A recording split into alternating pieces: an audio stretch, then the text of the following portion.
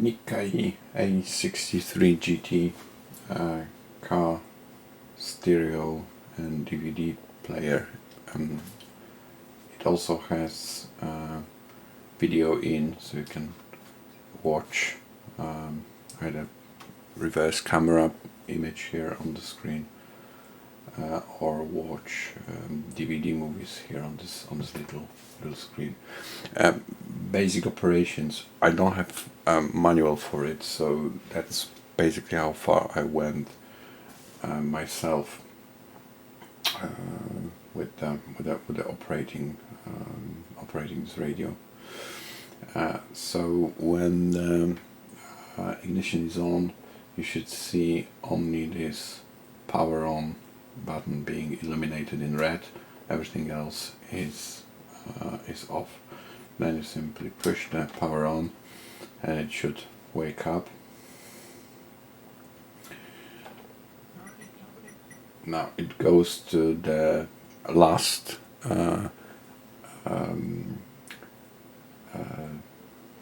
last source that was used. In this case it is radio. It is RDS radio, so you can see the name of the station here at the bottom. There is a frequency in the middle. If the RDS is working, it should set the clock automatically. Here are the memory channels that are corresponding to these buttons here, from M1, memory 1 to memory 6. And here are some indicators. The red means that the option is on. These are not illuminated.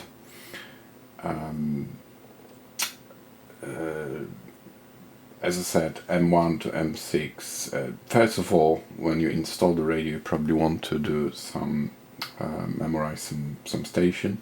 So there is APS. So if you push this and hold it, it will go into scan mode and will go through all the frequencies and will automatically scan channels, scan programs, frequencies, and assign the most the frequencies with a good signal to the memory channels here. It will take a while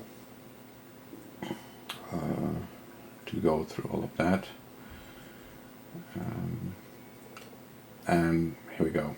It managed to find some stations. Now here, band, you can, by short push, short press, you can change between banks of stations. Here is FM1, here is FM2, FM3, and each of those has 6 frequencies, so you can store maximum 18 stations. And then there is AM1, AM2, and you go back to FM. If you want to recall a station, you basically push the button, memory button, and it will bring the station that is under memory. If you would like to sort of like assign a memory, you sort of like push and hold, and then now after it beeps, the station is memorized to the under the M1, M6 button, the one you choose. The other options is manual tuning, so you can basically short press will change this by 0.10 megahertz. If you push long, it will try to find the next frequency with the signal. So that's how it's working. Then you have RDS functions, which is traffic announcements. So here it's traffic announcements on or off, depending whether you are interested in listening to them. Then there is alternate frequency here, on and off. So if you travel on a long journey, then the station the station will be, the radio will change the frequency to tune to the same station as you move along.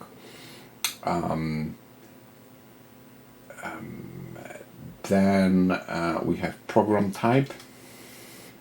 It's here, so you can see what is the program type of a station that you are tuned in. But also this allows you to seek stations, to look for stations of several of given program type. So basically, it's doing its job right now. So you can choose.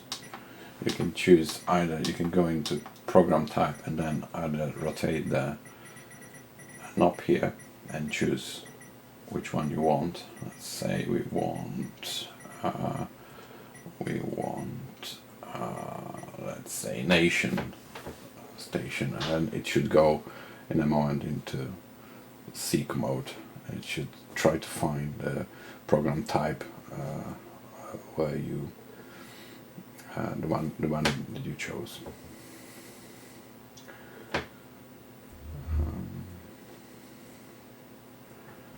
So it's trying to find right now the program type. It couldn't find, so it says program type none.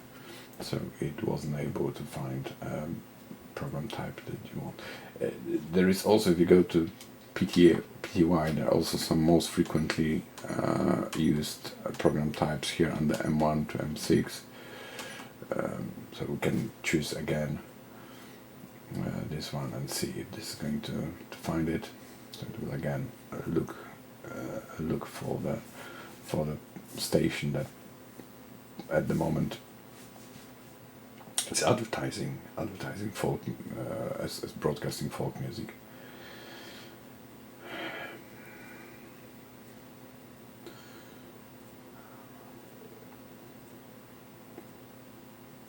And again, nothing found. Then there are some options for the sound itself. Obviously, rotating right or left will increase or decrease the volume. Let's find actually a station. Here we go. Yeah, so that's the volume. Then if you push it short push, it will go into, you can adjust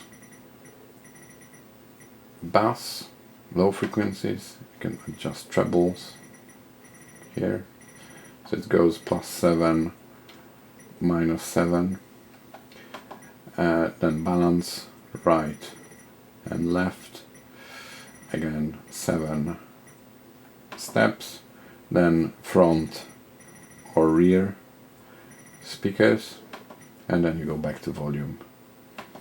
So that is that's your frequency, and that's only the low frequencies and trebles. So bass and treble you can only set if you don't use equalizer. Here, this button allows you to choose one of the predefined equalizer settings. So here is pop, here is rock, here is classic, and here equalizer is off. A long press of the equalizer button will switch on the loudness, is here, or switch off the loudness. So loudness means the middle frequencies are slightly more enhanced, so that's good for like speech kind of frequencies, human voice. Here, long press of the alternative frequencies allows you to toggle between the local and the distance. So strong signal and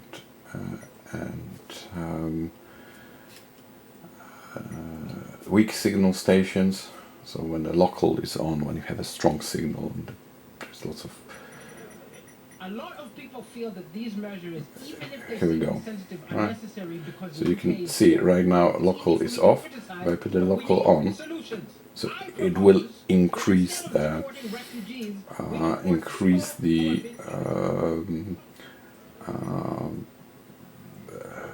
amplify the signals coming in, and then maybe distorted for strong stations. That's why it's worth to switch it off.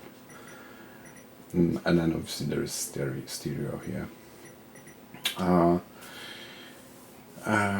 I think there is mute button here, obviously. Mute on, mute off, that mutes sound quickly. And there's one more button that I think is quite confusing for this radio, that is sort of like marked here and labeled here as GPS. This radio, this stereo, doesn't have GPS built in.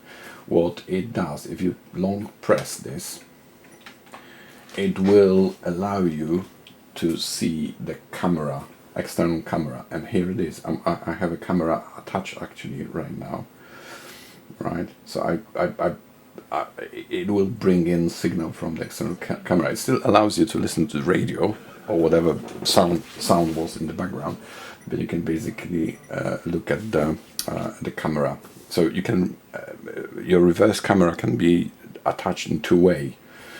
Either sort of like manually, you can switch on the reverse camera when you want it, or it can be switched on automatically when the reverse light is on. So it all depends basically how you prefer this to be. And then short press on the GPS again goes back. So this GPS is quite confusing. Some think that it has built-in GPS. No, it doesn't.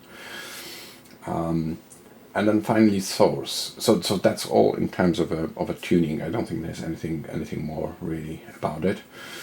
Then source. So here you change basically the source, the input source. So that's the radio.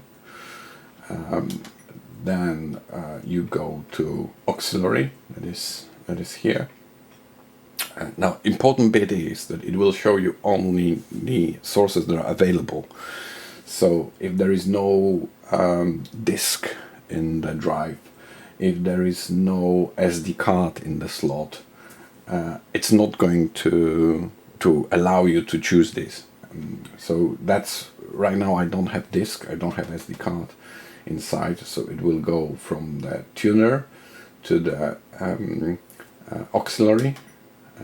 External input, then TV. This is analog TV, so it is not digital TV. So I'm afraid it's a little bit useless these days. It's not going to show any image or tune to any stations. And then we go back to tuner. If you open the disk, and then let's try to load the DVD. So we need to load DVD. Here we go.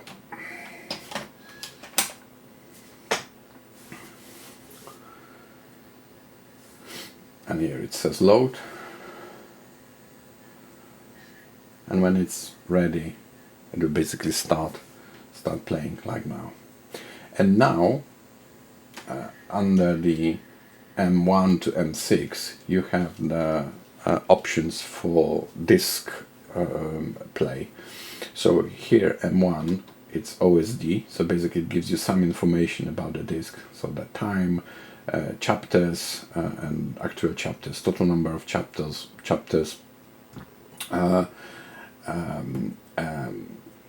and sections within chapters, I think. Then this will allow you to put repeat on and off, and it will allow you to choose. I think it needs to play. It will allow you to choose between chapter repeat, title repeat, or off. Okay. Then this is M3. It's not doing anything. This is not doing anything for the DVD. Then this is play or stop. here, these two, and that's it really. Random and intro, I think it's only for CDs, so then, or for MP3 files. So then you can you can either play random or short intro of any file. So that's DVD, and then you can also have a SD card. So here I have prepared SD card. Here it goes into the slot, clicks,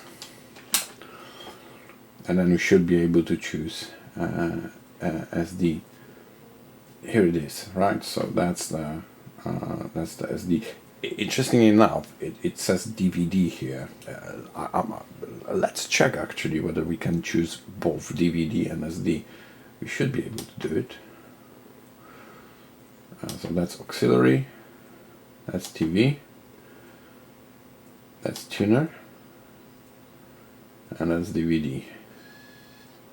So it is loading disk now.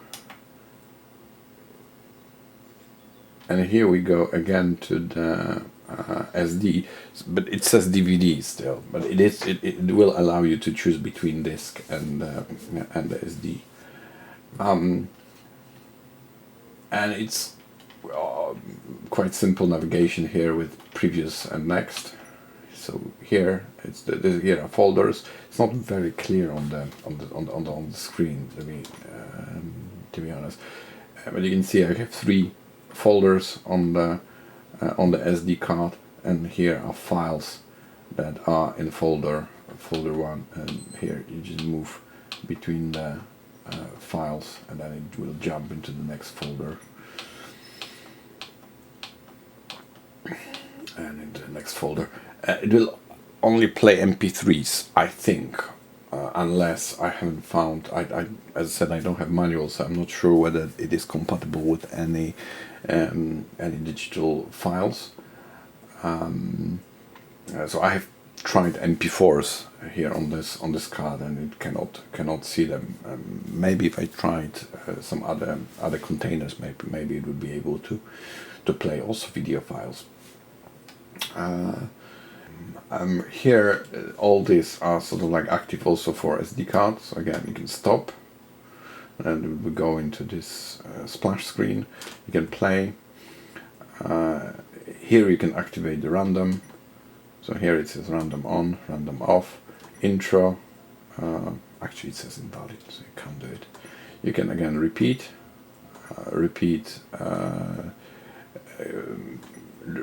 song, repeat directory or off. And here is again this OSD menu. So again it shows you how many tracks there are on the card, and the current time. I don't think there's anything else we can do. This is when you are in the DVD mode. This will change the TV system.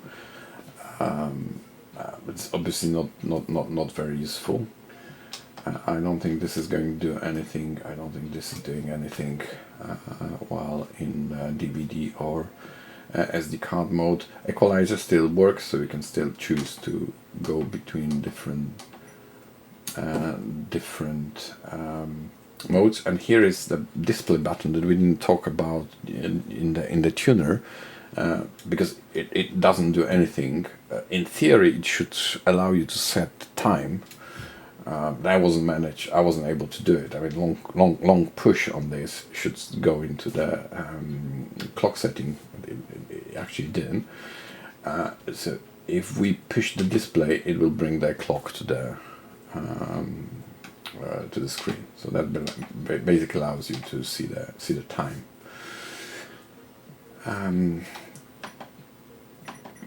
This is exactly the same as it was before.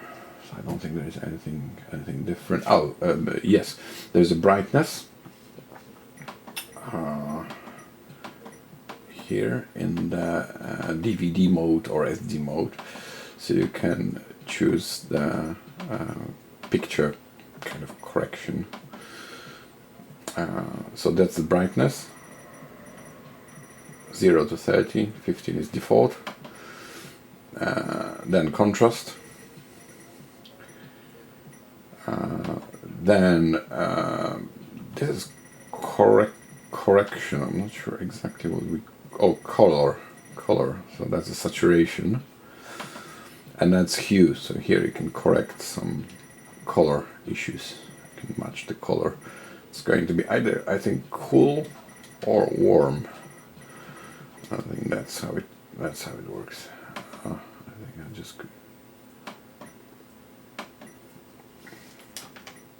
No, it just nicely crashed. So let's go again to the DVD.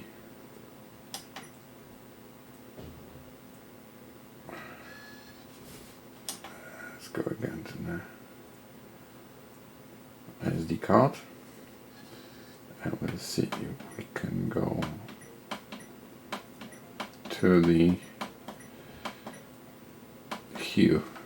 Yeah, remember. I think I rotated it too quickly and it basically crashed. There is a reset button, so if it goes completely mad underneath the front panel, here there is a reset button. So if you remove the panel, this is obviously removable, so you can take it up. Then there is a reset panel over there. And I guess one more thing about reverse camera. So as I said, right now I have a camera connected to this GPS. As you can see, in any mode you can go to the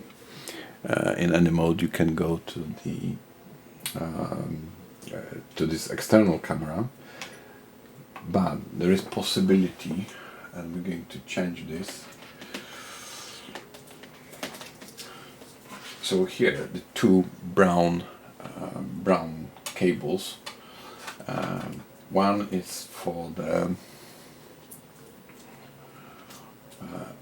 is for this external camera that is hidden here on the GPS mode. The other is the reverse camera. So I'm going to put here into reverse camera now.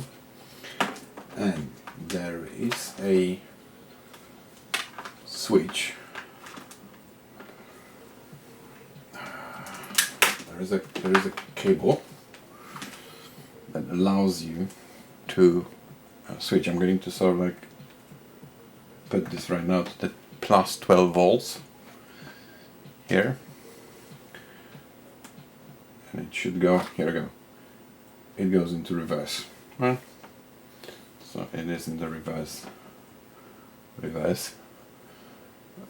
mode again when I put it in the here in the positive 12 volts off, and it goes back to the source. So again, 12 volts given, it goes into the reverse mode. The interesting thing is that here it's it doesn't play the sound underneath, whereas in this GPS mode it will play still whatever was underneath. So it's really, I think, the choice between whether you want this automatically sort of like activated with the reverse gear, or you want this to be to activate it manually whenever you wish. So that's how it works in terms of reverse. It doesn't have Bluetooth, so you probably need an external module. You can basically have something like that as a sort of like external Bluetooth module. So like put it here in auxiliary, and it will allow you to play Bluetooth music. I would probably use this rather on some form of cable and extension than directly in the yeah, that's one option how you can easily sort of like update this with the Bluetooth.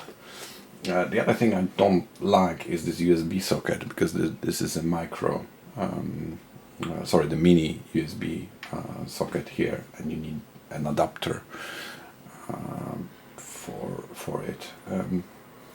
Is when the radio is switched off, like now. So basically, to switch it off, you just push source for a little bit longer until it switches off. You can activate obviously the GPS when it's off, so you won't be able to do the reverse. But actually, the reverse camera works also when the radio is in the standby. So here we go. I gave 12 volts, and here it is backside, and the camera again works nicely. Okay, so it does sort of like activate the camera. So I guess the reverse, if you don't have a habit of listening to the radio all the time, I think it makes more sense to use it in this reverse mode. That's basic operation of the Nikkai A63GT. It was sold. It was, I think, introduced in around 2006, 2007, if I'm not mistaken. The Nikkai is a brand that was sold in the Maplin chain. It's quite ancient now, but still, I think, useful for as a cheap radio. So this is back of the Nikkai A64GT car stereo, and as you can see, there are two sets of connectors here. Here is a bunch of connectors for the external video, audio, and antenna. And here I modified this, so this is sort of like pretty standard ISO connector at the moment. But originally there was this connector, and you needed basically adapter for the ISO cable. Now the pinout of this connector is here, so that's basically the pins versus the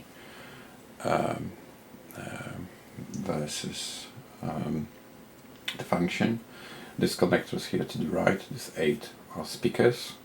So right here in the middle, left here. On this part of the connector, negative connectors for the speakers are at the bottom, positive at the top. Power 12 volts. Here is the main power supply, and that comes from the switched power supply. So it's 1 and 3 is the continuous, is the memory power supply. 2, connector number 2, is the 12 volts out for the so-called antenna. Bear in mind, it can only provide 100 milliamps of current, so it's not very powerful. You can basically fry the chip if you try to pull more than 100 milliamps. Then here, number 11 at the top is you connect it to the ground. Here, that's connected to the ground. That basically is sensing when the handbrake is on. It won't allow you to watch any movies, or in fact play any discs, if this is not grounded.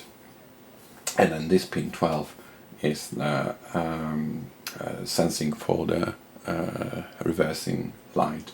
So it needs plus 12 volts to sense that the reverse gear has been engaged. 9 and 10 here, these 2 pins are not used. Additional information, if you are interested, the power amplifier is TDA 7384. and the maximum power of this amplifier, the 14.4 voltage, so when the engine is running, is 26 watts. It's a little bit sort of like brave claim here. I think that is 4 times 50 watts. The real power is no more than 26 watts for that. So that's this original connector. As I said, I sort of like put the direct ISO here at the back, and then these cables here. There's quite a bunch. So this is obviously the antenna.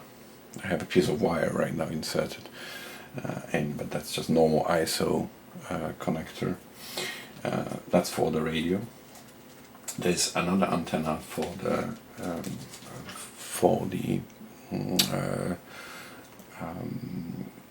television. But as I said, it's analog TV, so it doesn't work. But if you'd like to use it, here is the just normal 3.5 millimeters jack. And then there's a bunch of cables that allow you to get signal or export signal or get signal into the stereo. And these two brown connectors, this is sort of like video. This is this GPS query GPS in. So that's the video in from the external source that you can activate by pushing this long press this GPS button in the front, and that's the reverse camera. So that's the brown. And then you have grays here that is front output, audio and output. So that is your stereo right and left channel out. If you connect it to the amplifier, for instance. Then this is video output.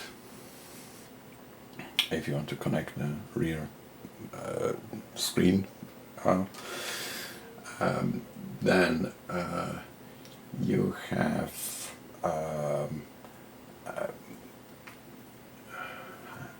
input, the yellow stereo input, so that's for the sound, right? So the yellow cable stereo in, and then we have video input from outside, so that's auxiliary video input, and then finally we have audio out again. I think that's the rear output. Yes, that's the rear. So the gray here, that's the front, that's the rear output. That's their output, and that's all the cables.